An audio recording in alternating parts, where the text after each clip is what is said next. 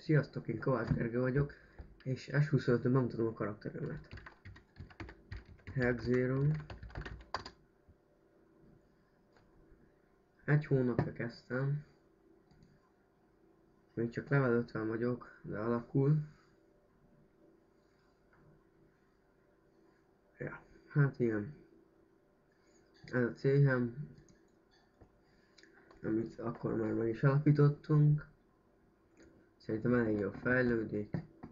Aktív játékosok is vannak benne. Legalábbis a többségük az. Most portyára gyűjtünk 105 000 arany. Megvan 20 000, most arany event van, tehát így jobban jön. Hát igen, az első az Peter Noga. Az nem tudom, hogy fejlődik ilyen gyorsan, de rettenetesen gyorsan fejlődik, naponta 1-2 szintet. De hát, ez nem tudom, hogy csináljam, na mindegy.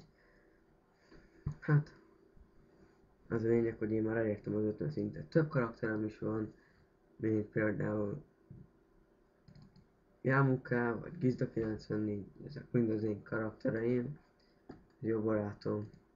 Neked ugró karakterről. Ez is az én karakterem. Ez is egy barátomé. Fogalmam nincs. Ez is. És van még egy.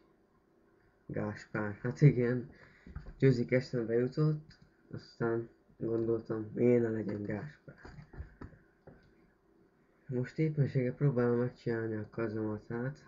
Betettem, már 4500 arányt kapom. Éppenséggel próbálom megcsinálni a kazomatákat. Itt a csirkefogót. És a szélelmentát. Próbálom, majd utána ezt a piros lámpás Sutsubus démont. Visszateszem, ennyi volt a videóm. Köszönöm a figyelmet, sziasztok!